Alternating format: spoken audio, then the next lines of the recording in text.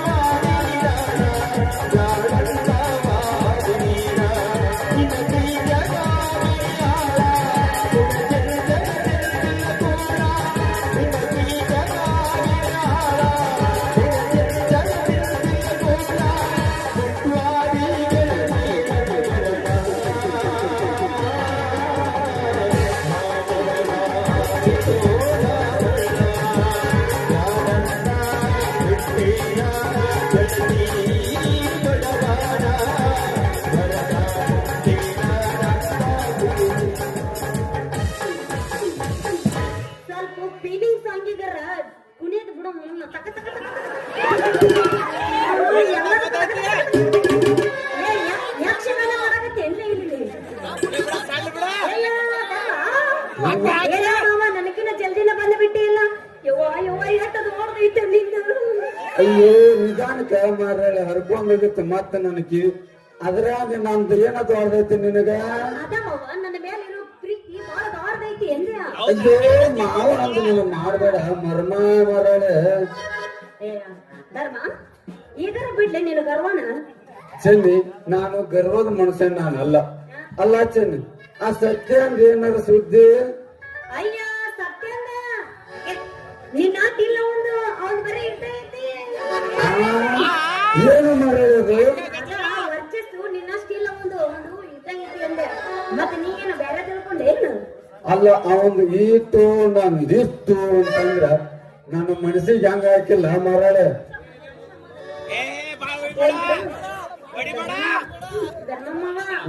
ನನಗೇನೋ ತಂದು ಕೊಡ್ತೀನಿ ಅಂದಿದ್ದೆಲ್ಲ. ಅಲ್ಲ ತರ್ದಿದ್ರೆ ಬಿಟ್ಟೇನ? ತಗೋ ಸಾರಿ ಸೀರೆ ಹೆಂಗೈತಿ ಉಟ್ಕೊಂಡು ಬಾ ಬಾಜಾರ್ನ್ಯಾಗ. ಯವ್ವ ಯವ್ವ ಯವ್ವ ನಮ್ಮ ಊರ್ ಸೀರೆ ಎಷ್ಟು ಚಂದ ಐತಿ.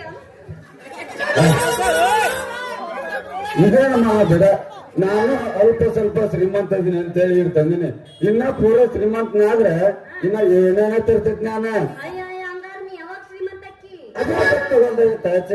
ನೀ ಭೀಮನಗೌಡನ ಮನೆಯಲ್ಲಿ ನೀ ಎಂದಲಿಂದ ಕೆಲಸ ಮಾಡಕತ್ತಿದೆ? ಅಯ್ಯೋ ನನಗಿನ್ನೂ ತಿಳುವಳಿಕೆನೇ ಇದ್ದಿದ್ದಿಲ್ಲ. ಅವಾಗಿಂದನೂ ಅವ್ರ ಮನೆ ಕೆಲಸ ಮಾಡಕತ್ತೀನಿ. ಯಾಕ? ನಾನು ಅವರಷ್ಟು ಶ್ರೀಮಂತನಾಗಬೇಕನ್ನ ಆಸೆ ತಚ್ಚನೆ ನನಗ. ನೀನು ಅವ್ರಷ್ಟು ಲೇ ಮಕ ನೋಡ್ಕೊಂಡೆ ನಿಂದ ಅವ್ರಷ್ಟು ಶ್ರೀಮಂತ ಆಗೋ ಧೈರ್ಯ ಐತೆ ನಿನ್ನ ಹತ್ರ? ಯಾಕ ಅವ್ರೇನು ಮೊದಲಿಂದ ಶ್ರೀಮಂತರೇನು? ಇತ್ತಿತ್ಲ ಬಡಬಗ್ರದಿಂದ ಶ್ರೀಮಂತರ ಅದಾರಪ್ಪ ಅವರು. ಹೌದಂತ ಅವರು ಮೊದಲಿನಿಂದ ನಮ್ಮಂಗ ಇನ್ನೊಬ್ಬರ ಮನೆ ಹಾಳಾಗಿದ್ರಂತ. ಹೀಗುಂಟ ಹಾಕಿದ್ದವ್ರು ಈಗ ಹೆಂಗಾದ್ರೆ ಅವರು? ಹೌದು, ಇದನ್ನೆಲ್ಲ ನೀ ಯಾಕೆ ಹೇಳಕತ್ತಿ? ಆಗ ಸಂಶಯ ಮೇಡಮ್ ಇದನ್ನೆಲ್ಲ ನೀ ಯಾಕೆ ಕೇಳಾಕತ್ತಿ? ಅಲ್ಲ ಇದು ನನಗೂ ಅವ್ರಷ್ಟು ಶ್ರೀಮಂತರಾಗ್ಬೇಕನ್ನ ಆಸೆ ಐತೆ ಚೆನ್ನಿ ನನಗ. ಓ ಹಿಂಗ ಆದ್ರೂ ಬಿಡು ಧರ್ಮಮ್ಮ, ನನಗೂ ತಿಳಿಯವಲ್ದು. ಅವನು ಎಕ್ದಮ್ ಹೆಂಗ ಅವ್ರು ಶ್ರೀಮಂತ ಆದ್ರ ನನಗ್ ಗೊತ್ತಿಲ್ಲ ನೋಡು. ಏನ್ ನೋಡು ಚೆನ್ನಿ, ಅದೆಲ್ಲ ನಮ್ಗೆ ಹಾಕ್ಬೇಕು ಈಗ. ಆತ ಹಂಗಾರ ನಾ ಇನ್ನು ಬರ್ಲಾ? ಅಯ್ಯೋ ಮಾಡಿ ಹಾಳಾಗಿರೋದು ನಿನ್ನ ಸಲುವಾಗಿ. ಅವತ್ ನಾ ಏನ್ ಮಾಡ್ಲಿ? ಒಂದು ಅಟ್ಲೀಸ್ಟ್ ಸಾಂಗರ ಇಂಗ್ಲಿಷ್ ಮಾತಾಡಕ್ ಬರುತ್ತಾ? ಪೂರಾ ತೋಡ ಬರ್ತವೆ, ಹಿಂದಿನ ಬರುತ್ತಾ? ಅಲ್ಪ ಸ್ವಲ್ಪ ಬರ್ತಾ, ಪೂರ ಏನು ಬರೋದಿಲ್ಲ. ಹಂಗಾರೆ ಇದೆಲ್ಲ ಅರ್ಧ ಮಾಡ್ತೇವ. ಏನು ಊಟ ಊಟ ಊಟ ಓ ನಾವು ಉಡುಪಿ ಬ್ರಾಹ್ಮಣರು ಹೊಟ್ಟೆ ತುಂಬಾ ಊಟ ಮಾಡ್ತೀವಿ ನಾವು. ಊಟ ಒಂದ ಪೂರ ಉಳಿದಿದ್ದೆಲ್ಲ ಅರ್ಧ ಮಾಡ್ತಾನ. ಏ ಆ ತರ ತಗೋಬೇಡ ಚೆನ್ನಿ, ನೀನು ಮ್ಯಾಲೆ ಪೂರ ಮಾಡೇ ಕಳಿಸ್ತೀನಿ ಅದನ್ನ. ನೋಡ್ತೀನಂತ ಇನ್ನೊಂದು 3 ತಾಸು ಐತಿ. ಎಟ್ಟು ಮಾಡ್ತಿ ಎಟ್ಟಿಲ್ಲ ನೋಡ. ಏ ಸುಮ್ಮನೆ ಅಂತೆಲ್ಲ ಮರೆ ಶುರು ಮಾಡ.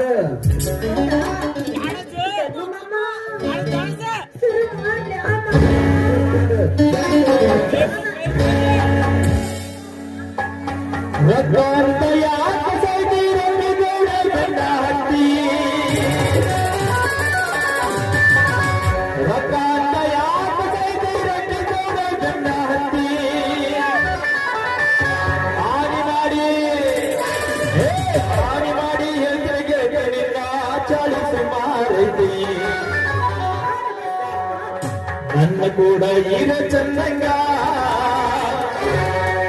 ಇಲ್ಲಂದ್ರ ನೀಡಿದಾಡು ಬೀದ್ಯಾಗ ಸಾಧ್ಯನ ಇಲ್ಲ ಅಂತ ಸಾಧ್ಯ ಐತಿ. ಇನ್ನೊಂದೈತೆ ನಂದು ಹೋಳಿ ಒಳಗ.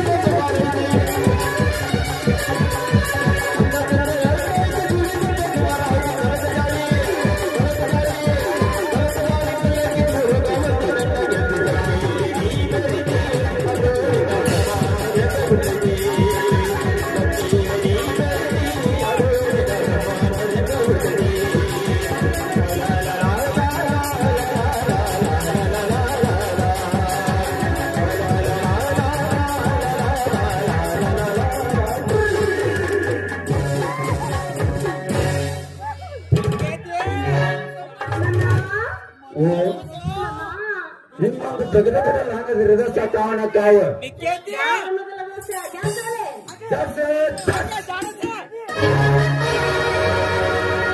ಸೋಮಸಪ್ಪನ ಕಣ್ಣೀರಲ್ಲಿ ಕಣ್ಣಾಗ ಯಾರು ಹೊಣ್ಣಿ ಬುದ್ಧಿವಾಗನಿ ಕಣ್ಣಾಗ ಯಾರು ಸಡಿ ಬುದ್ಧಿವಾಗನಿ ಕಣ್ಣಾಗ ಯಾರು ಸಡಿ ಪಾಠನೆ ಮಾಡಿ ನಮ್ಮ ಸೋಲಿಸುತ್ತಿ ಅದಿ ಹುಡುಗಿ ನೀನು ಬಾಳ ತುಟ್ಟಿ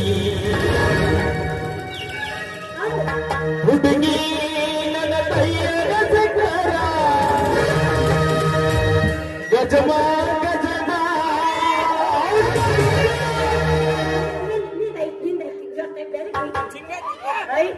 ಇವತ್ತರ ಕಬಡ್ಡಿ ಆಡ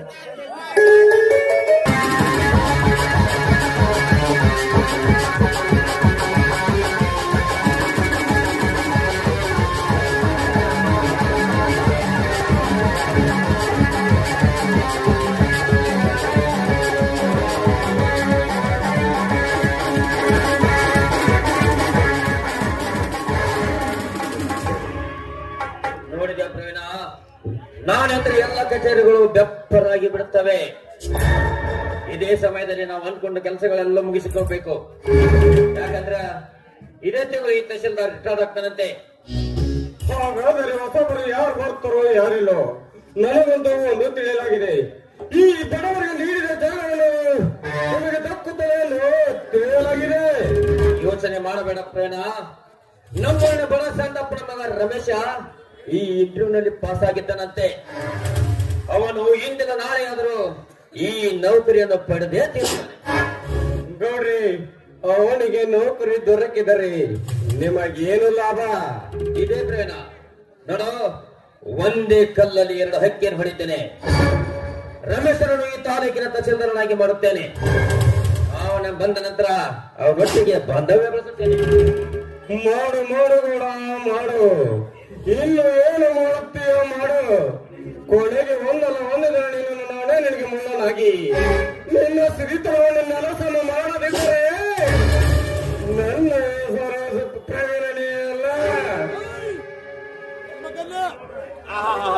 ಅಲ್ರೇ ಗೌಡ, ಅವರನ್ನು ಯಾವ ರೀತಿ ಸಂಬಂಧ ಬೆಳೆಸಬೇಕು? ಪ್ರವೀಣ, ನನ್ನ ಮಗಳು ಶಕುಂತಲನ್ನ ರಮೇಶನಿಗೆ ದಾರಿ ಇರುತ್ತೇನೆ. ಆಗ ಈ ತಾಲೂಕಿನ ತಹಶೀಲ್ದಾರ ನನ್ನ ಅಳಿಯನಾಗುತ್ತಾನೆ. ಮುಂದೆ ನನ್ನೆಲ್ಲ ಕಾರ್ಯಗಳು ಸುಲಭವಾಗಿ ಆಗ್ತವ. ನಿಮ್ಮ ವಿಚಾರ ಮೆಚ್ಚಬೇಕಾದ ಗೌಡ್ರಿ. ಅದಕ್ಕೆ ರಮೇಶ್ ಒಪ್ಪಬೇಕಲ್ಲ? ಖಂಡಿತವಾಗಿ ಒಪ್ಪಿಸುತ್ತೇನೆ. ಯಾಕಂದ್ರೆ ಸದಾಕಾಲ ಬಡತನದಲ್ಲಿ ಕಾಲ ಕಳೆದ ರಮೇಶ ನನ್ನ ಮಾತನ್ನು ತಿರಸ್ಕರಿಸುವುದಿಲ್ಲ ಎಂದು ನನ್ನ ನಂಬಿಕೆ. ಹೋದ್ರೆ ನಾನು ತಹಸೀಲ್ದಾರ್ ಸಾಹೇಬರಿಗೆ ಭೇಟಿಯಾಗಿ ಬರಲಿ.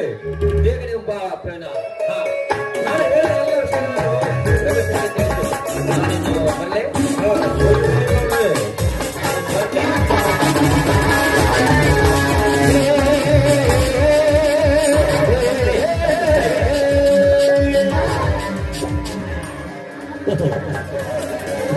ನಮಸ್ಕಾರ. ಏನಾಗಬೇಕಾಗಿತ್ತು ಅಂದ ಹಾಗೆ ನೀವು ಏನಾಗಬೇಕು ಅನ್ನೋದು ಕಾರಣ ಕಿಡ್ನಿ ಕುಂತವರಿಗೆ 2 ಲಕ್ಷ ರೂಪಾಯಿ ಕೊಡ್ತೀನಂತ ಇದರ ಇದನ್ನು ಮಾಡಿದ್ದಾಗೇನ? ಹೌದು, ಇದನ್ನು ನಾವೇ ಪ್ರಕಟಣೆ ಮಾಡಿದ್ದೇವೆ. ಹಾಗಾದ್ರೆ ನಾನು ಕಿಡ್ನಿ ತಕ್ಕೊಂಡು ನನಗೆ ಯಾಕೋ ತುಂಬ ಗೊತ್ತು ಮಾಡ್ರಿಪ್ಪ. ಛೇ, ಇದರಲ್ಲಿ ಉಪಕಾರದ ಮಾತೇನಿದೆ ಮಾತ್ರ ಒಂದು ಸಲ ನೀವು ಕಿಡ್ನಿ ಕೊಟ್ಟರೆ ಮುಂದೆ ಯಾವ ಕಾಲಕ್ಕೂ ನೀವು ಕಿಡ್ನಿ ಕೊಡುವುದು ಸಾಧ್ಯವಾಗುವುದಿಲ್ಲ. ಶಕುಂತಲ, ನಿಮ್ಮ ತಂದೆ ನಾವು ನನಗೆ ಚಿಂತೆ ಇಲ್ಲ. ನನಗೆ ಈಗ ಒಟ್ನ್ಯಾಗ 2 ಲಕ್ಷ ರೂಪಾಯಿ ಅವಶ್ಯವಾಗಿ ಬೇಕಾಗ್ಯಾವ. ಆದಷ್ಟು ಬೇಗ ಕೊಟ್ಬಿಟ್ಕೊಡ್ರಿಪ್ಪ. ಅವರಿಗೆ ಅರ್ಜೆಂಟ್ ಆಗಿ ಫೋನ್ ಬಂತು. ಕಿಡ್ನಿ ಬೇಕಾದವರು ಕಾಂಟ್ಯಾಕ್ಟ್ ಮಾಡಿ ಒಂದು ನಿರ್ಧಾರಕ್ಕೆ ಹೋಗ್ತೇನೆ. ಆಗಲ್ರಿಪ್ಪ. ಡಾಕ್ಟರ್ ಹೇಳಿದ್ರು ಹಾಲು ಅನ್ನನೆ ಅಣ್ಣ, ಏಕಣ್ಣ ನೀನಿಲ್ಲಿ? ಆಯ್ತು. ತಮ್ಮ ಶಕುಂತಲ, ಏನು ನಿಮ್ಮ ಅಣ್ಣ ನನ್ನ ಕ್ಲಾಸ್ಮೇಟ್ ಆದ ರಘುವಣ್ಣವರಿಗೆ ಆಕ್ಸಿಡೆಂಟ್ ಆಗಿ ಅವ್ರನ್ನ ಮೀಟ್ ಮಾಡಕ್ಕಂತ ಬಂದಿದ್ದೆ ನಾನು. ಅದೇ ಸರಿ ಅಲ್ಲ, ನೀನೇಕಣ್ಣ ಇಲ್ಲಿ? ಹೊತ್ತು ಬಂದಾಗ ಕೂಡ ಹಿಡಿಬೇಕು ಅಂತ. ರಮೇಶನಿಗೆ ನೋಡು ಶಕುಂತಲ, ನೀವು ಶ್ರೀಮಂತರು. ಯಾವ ಹೊತ್ನಾಗ ಹೆಂಗಿದ್ರು ಹೇಳಕ್ ಬರಲ್ಲ. ನಾವು ಬಡವರು.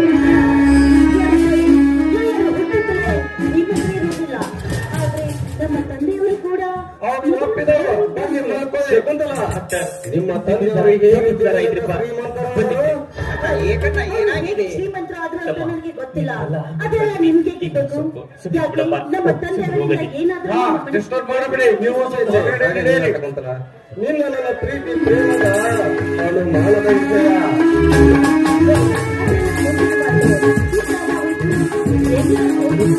ಹೌದು, ಮುಂದೆ ನೀನು ಬೇರೆ ಹೌದು, ನನ್ನ ಶಕುಂತಲದ ಪ್ರೀತಿ ಪ್ರೇಮ ಆಗಬಾರದು. ಶಕುಂತಲ,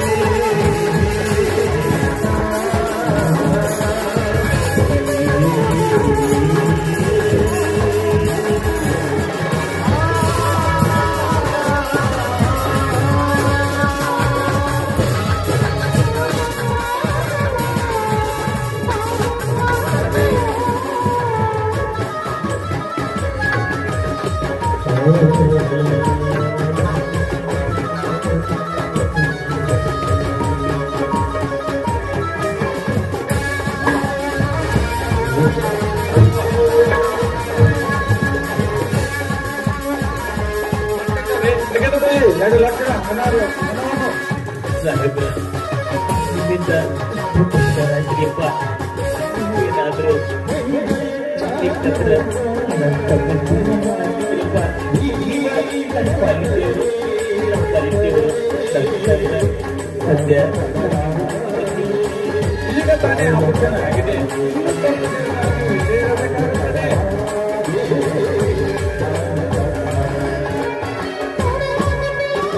ಅಣ್ಣ, ಏಕಣ್ಣ, ಇದೇನಿಲ್ಲ ಏನೋ ಹೆದರಿಕೆ ಆಗುತ್ತದೆ ಅಣ್ಣ. ಅಣ್ಣ,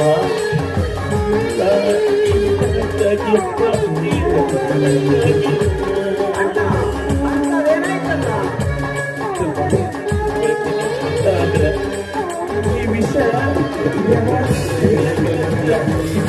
ಅವಕಾಶ ಕೊಡಪ್ಪ.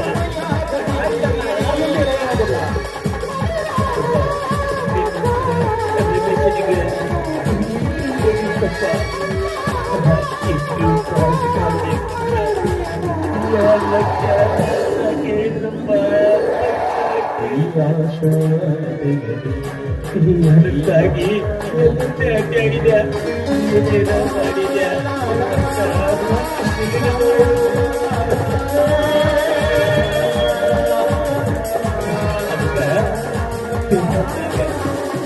ಇಂಥವ್ರಿಗೆ 2 ಲಕ್ಷ ರೂಪಾಯಿ ಕೊಡ್ತೀನಂತ ಪ್ರಕಟಣೆ ಮಾಡಿದ್ದು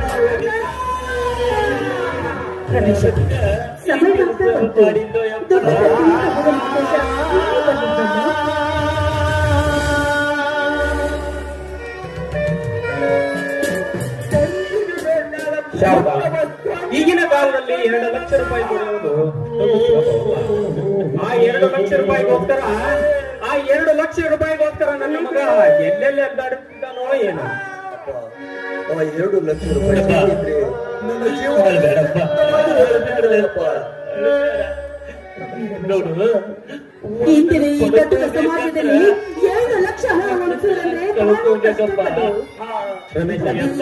ನನಗೆ ಇರ್ಲಿ ಅವ ಯಾಕಿರ್ಬೇಕು ರಮೇಶ, ಇವತ್ತು ನಮಗೆ ದುಡ್ಡು ದೊರೆಯಲಿಲ್ಲ ಅಂದ್ರೆ ವಿಚಾರ ಈ ಮನೆಯನ್ನು ಮಾರಿ ಆದರೂ ಆ ಗೌಡನಿಗೆ ಮಾರಿ ಆದರೂ ನಿಮಗೆ ಅವ್ರ ಒಟ್ಟಿಗೆ ಹೋಗಿ ಹೋಗಿ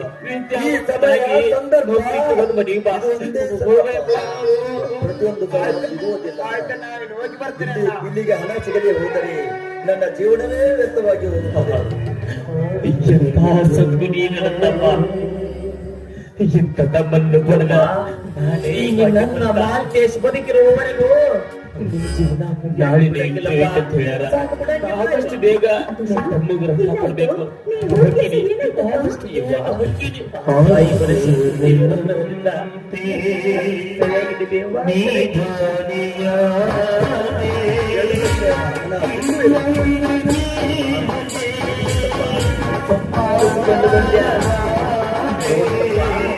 ಈ ಹಣ ಮನುಷ್ಯನ ಜೀವನದಾಗಿ ಇಷ್ಟು ಪ್ರಮುಖ ಆಗೈತಿ ಅಂತ ನನಗ ಇವತ್ತ ಗೊತ್ತಾತಪ್ಪ ರಮೇಶ. ಆದ್ರೂ ಒಂದು ಮಾತು ಹೇಳ್ತೀನಿ, ನೆನಪಿನಾಗಿಟ್ಕೋ. ನೋಡು, ಈ ಹಣದ ವ್ಯಾಮೋಹ ಬಹಳ ಕೆಟ್ಟದ್ದಪ್ಪ. ಈ ಹಣದ ವ್ಯಾಮೋಹಕ್ಕೆ ಬಿದ್ದು ಒಬ್ಬ ಸುಶಿಕ್ಷಿತ ಹೆಣ್ಣು ಮಗಳು ಸೂಳೆಯ ಕಾಲ, ಒಬ್ಬ ನಿಷ್ಠಾವಂತ ವ್ಯಕ್ತಿ ಕೊಲೆಗಾರನಾಗ್ತಾನ. ಎಲ್ಲದಕ್ಕೂ ವಂಚುವವ ತ್ಯಾಗಿ ಅಕ್ಕನಪ್ಪ. ಅದಕ್ಕೆ ಈ ನಾ ಹೇಳಿದ ಮಾತು ಸರಿಯಾಗಿ ನಿನ್ನ ಜೀವನದಲ್ಲಿ ಅಳವಡಿಸಿಕೊಂಡು ನೀನು ಆದರ್ಶ ವ್ಯಕ್ತಿ ಆಗಿ ಬಾಳ್ಬೇಕಪ್ಪ. ಅದ ನನ್ನ ಆಸೆ. ತೆಗೆದುಕೋಪ 2 ಲಕ್ಷನ. ಅದು ಎಂದಿಗೂ ಸಾಧ್ಯವಿಲ್ಲ ಅಣ್ಣ. ಅಣ್ಣ, ಅಪ್ಪ, ಅಮ್ಮ, ನಾನಿನ್ನು ಹೋಗಿ ಬರುತ್ತೇನೆ. ನನಗೆ ಜಯ ಸಿಗಲೆಂದು ಆಶೀರ್ವಾದಿಸಿ ಕಳಿಸ್ತಾರಮ್ಮ.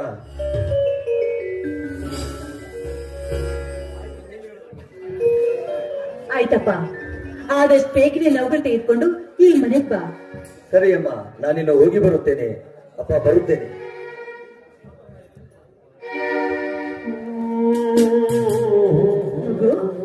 ಮಾತೇಶ, ಇಷ್ಟೊಂದು ದುಡ್ಡನ್ನ ನೀನ್ ಎಲ್ಲಿಂದ ತಂದಿಯೋ? ಇನ್ನು ಮಾನವೀಯ ದೃಷ್ಟಿ ಉಳ್ಳೋ ಜನ ಈ ಸಮಾಜದಾಗ ಅದಾರ. ಅಂದರೆ ಅವರೇನಪ್ಪ ನಮಗೆ ಎಷ್ಟೊಂದು ಧನದ ಸಹಾಯ ಮಾಡಿದವರು? ಯಪ್ಪ, ನನ್ ದೋಸ್ತಪ್ಪ ಬದಾಮ್ಯಾಗ ಅದಾನಪ್ಪ, ಮಾಂತೇಶ್ ಅಂತವನ ಹೆಸರು. ಅದಲ್ಪ ಶ್ರೀಮಂತಪ್ಪ. ಅವ್ರು ತಾಕಿಸ್ಕೊಂಡ್ ಬಂದ್ಯ. ಮಾತೇಶ, ಇದೇನು ರಕ್ತ? ಏನಾಯ್ತು? ಯಾಕೋ? ಯಾರು ಹೇಳ್ತಾರೆ ನಿನಗೆ? ಯವ್ವ, ನನಗೆ ಯಾರು ಏನ್ ಮಾಡ್ತಾರವಿ? ನೀ ಏನದ ಯವ್ವ, ಮೊನ್ನೆ ಸ್ವಲ್ಪ ಗಾಯ ಆಗಿತ್ತ, ಅದು ಓಡ್ಕೊಂತ ತಗೊಂಡ್ ಬಂದಿಲ್ಲ. ಏನ ರಗತ್ ಬಂದಿರ್ಬೇಕು, ಅಷ್ಟಕ್ಕೆ ಗಾಬರಿ ಕೇಳ್ಬೇ ನೀನು. ಸುಮ್ರು ಮಗು, ಮಾತೇಶ, ನಿನ್ನ ನೋವಿನ ಅರಿವು ನನಗಿಲ್ಲದಂತಾಯ್ತಲ್ಲ ಕಂದ.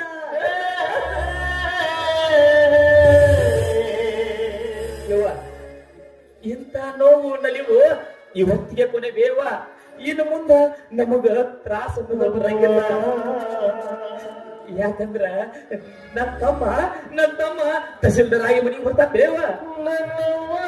ಮಾದೇಶ, ಅದು ನಾವು ಅಂದುಕೊಂಡಂತೆ ನಡೆಬೇಕಲ್ಲೋ. ಯಪ್ಪ ಯಾಕಿಂತ ಮಾತು ಮಾತಾಡ್ತಿ? ನಾವು ಅಂದ್ಕೊಂಡಂಗ ನಡೀತೈತಿ. ಯಾಕಂದ್ರ ನನ್ ತಮ್ಮ ಇದ್ರಾಗ ಪಾಸ್ ಆಗಿ ನಮ್ಮೂರಿಗೆ ನಮ್ಮ ತಾಲೂಕಿಗೆ ತಹಸೀಲ್ದಾರ್ ಆಗಿ ಮನಿಗ್ ಬರ್ತಾನ ನೋಡಕಂತ್ಬೇಕಾದ್ರ. ಆಯ್ತಪ್ಪ, ಎಷ್ಟು ದಿನ ನಿನ್ನ ಜೀವನ ಕಷ್ಟದಲ್ಲಿ ಸಾಯ್ತು. ಇನ್ನು ಮುಂದಾದ್ರೂ ನೀನು ಸಂತೋಷವಾಗಿರ್ಬೇಕು. ಅದಕ್ಕಾಗಿ ನಿನಗೂ ರಮೇಶನ್ಗೂ ಮುಂದಿನ ವರ್ಷನೇ ಮದುವೆ ಮಾಡ್ಬೇಕು ಅಂತ ನಮ್ಮಿಬ್ಬರ ಆಸೆ.